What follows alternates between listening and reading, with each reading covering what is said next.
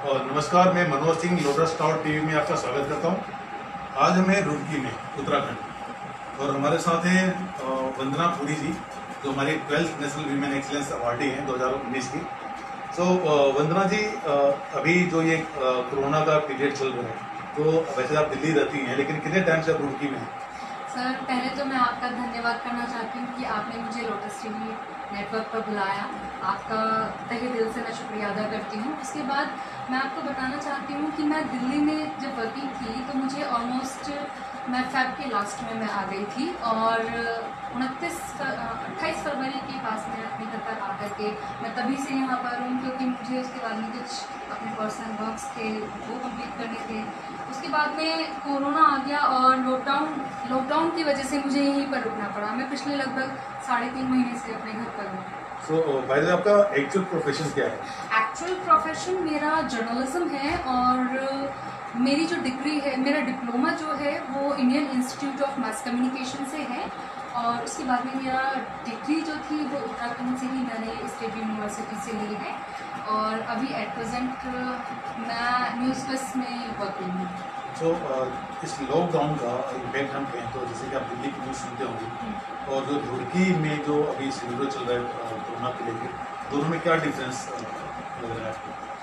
देखिए, डिफरेंस तो हम बहुत ज़्यादा नहीं बोल सकते हैं। जैसे कि हम सभी को वेल नोन है कि कोरोना की जो सिचुएशन है वो एट प्रेजेंट बहुत बढ़ती जा रही है, लेकिन अगर दिल्ली की हम बात करते हैं तो दिल्ली में जो डेटा है वो डिक्लाइन हो रहा है, ऐसा गवर्नमेंट सोर्सेज बोल रहे हैं। और क्योंकि जब से सेंट्रल गवर्नमेंट ने दिल्ली में स्टेट गवर्नमेंट के साथ में, आम आदमी पार्टी के साथ में मिलकर के टेस्टिंग स्टार्ट की है, तब से बाकी में ही जो डेथ रेट है वो अंडर 50 आ रहा है पिछले कुछ 2-3 दिन से।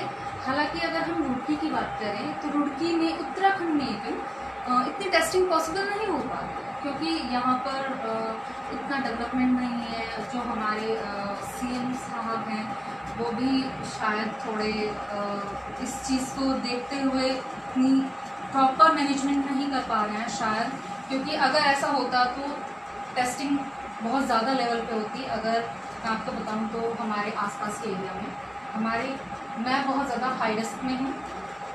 अंडर 500 मीटर के रेडियस में यहाँ पर ऑलमोस्ट हर दूसरे दिन एक कोविड पॉजिटिव मिल रहा है। तो ये चीज़ें हैं जो बहुत ही गवर्नमेंट को देखनी चाहिए कि हम उनको अंडर कंट्रोल कैसे करें, क्योंकि पहले इतना नहीं था यहाँ पर, अब day by day corona positive. अभी आपका फ्यूचर प्लान क्या है कि इस सबको देखते हुए, क्योंकि तो आप घर में बंद हो गई देखा जाए तो? हाँ, एग्जैक्टली।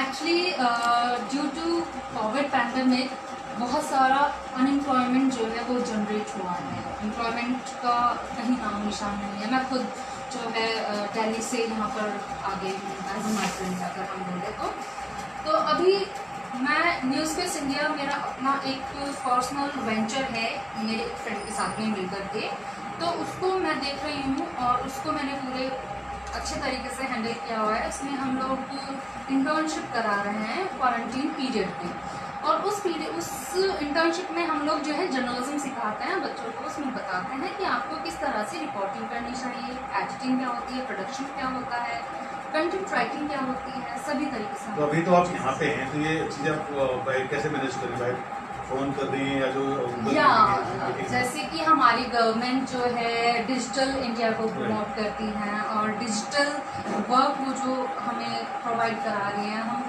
उसी के माध्यम से जो है फ़ोन के माध्यम से, लैपटॉप के माध्यम से अपने सभी काम को बढ़ावा दें। बीइंग ए जर्नलिस्ट आप बाहर तो निकल नहीं पा रही हैं, तो वाइट थोड़ा टफ होता होगा?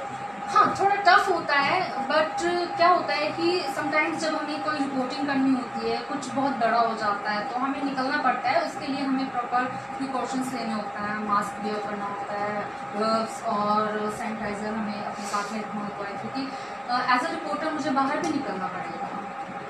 एक बताइए कि अभी हम उत्तराखंड में हैं और उत्तराखंड के 2 डिस्ट्रिक्ट, और देखा जाए तो उनकी तहसील है हरिद्वार डिस्ट्रिक्ट। हरिद्वार जो है ये बैकवर्ड एस्पेशनल डिस्ट्रिक्ट में आता है, तो 124 डिस्ट्रिक्ट है इंडिया में, एस्पेशनल डिस्ट्रिक्ट है, ऑलमोस्ट 721 डिस्ट्रिक्ट के अंदर से। तो ये छोटी सी बहुत ही स्ट्रेंज लगता है कि हरिद्वार जो है काफ़ी पुराना शहर है हमारा, सिटी है, ग्लोबली नॉन सिटी है। IIT जैसी संस्था है यहाँ पे, बहुत सारी यूनिवर्सिटीज़ है, इंडस्ट्रियल हब है ये, BHEL जैसी कंपनी है यहाँ पे, इवन पतंजलि जैसा एक बड़ा ग्रुप यहाँ पे उभर के सामने आया है, आई थिंक 15-20 हज़ार करोड़ की कंपनी है। उसके बाद भी ये बैकवर्ड डिस्ट्रिक्ट का लेवल, ये हरिद्वार डिस्ट्रिक्ट का, ये कब पता लगा आपको कि ये बैकवर्ड डिस्ट्रिक्ट है हरिद्वार? देखिए, पता लगने की अगर मैं बात कहूँ तो हमारे साथ में मुझे पहले इसकी नॉलेज नहीं थी। वो चीज़ ठीक है कि यहाँ पर डेवलपमेंट उस लेवल पर नहीं हुआ, जैसे कि हरिद्वार जो है देव नगरी के नाम से जाना जाता है। हरिद्वार एक ऐसी नगरी है जो धर्म स्थल है, जहाँ पर हमेशा जो है इतने सालों से, इतने प्राचीन काल से जो है कुंभ और अर्धकुंभ होता आया है, और जहाँ पर गंगा का आप पवित्र गंगा हमारे यहाँ से हरिद्वार से निकल करके जाती है। तो अगर मैं कहूँ तो उस लेवल पे, क्योंकि हरिद्वार को सब जानते हैं, डेवलपमेंट नहीं हो पाया। बट रही बात बैकवर्ड डिस्ट्रिक्ट की, तो ये चीज़ मुझे पता चली इंडो यूरोपियन चैम्बर से ही। और जब से एक्चुअली कहा जाए तो कि अगर हमारे हरिद्वार ने इतनी बड़ी बड़ी चीज़ें दी हैं, पतंजलि जैसे आपने बोला, पतंजलि यूनिवर्सिटी है, पतंजलि आयुर्वेद है, पूरे विश्व में पतंजलि का इतना नाम है, हरिद्वार में ही पतंजलि है, उसके बावजूद भी यहाँ पर इतना डेवलपमेंट नहीं हो पाया है जिस लेवल पर होना चाहिए था। उसके बाद में अगर हम बात करें तो जैसे कि इतने हमारे होनहार CMs आए हैं, गवर्नर्स आए हैं, अगर उन लोगों ने भी काफ़ी हद तक जो है डेवलपमेंट किए हैं, बट अभी भी हरिद्वार एक प्रॉपर डेवलप्ड डिस्ट्रिक्ट नहीं बन पाया है। जैसे कि इसमें हरिद्वार डिस्ट्रिक्ट में रुड़की आता है, रुड़की एजुकेशन हब के नाम से जाना जाता है, और यहाँ पर इंडियन इंस्टीट्यूट ऑफ टेक्नोलॉजी भी बहुत प्रोमिनेंट है, जो हमेशा टॉप 5 में रहता है, इंडिया IIT की टॉप 5 लिस्ट में रहता है। ठीक है, ऊपर से अगर एक और चीज़ मैं आपको मेजरली बताऊं तो उसमें जो भारत का पहला रेल इंजन था उसका ट्रायल भी रुड़की में हुआ है। ठीक है, तीसरी बात ये कि अगर आप रुड़की का इतिहास देखें तो रुड़की जो शहर है वो विश्व में दूसरा ऐसा शहर है जहाँ से जो गंगा है वो बीचों बीच से उसको बाईपाट करती हुई निकलती है। जी बिल्कुल, जो रुड़की सिटी है उसको बाईपाट करती हुई निकलती है। पहला लंदन है जहाँ थेम्स रिवर जो है उसको बाईपाट करती है, और दूसरा पूरे विश्व में रुड़की एकमात्र ऐसा है।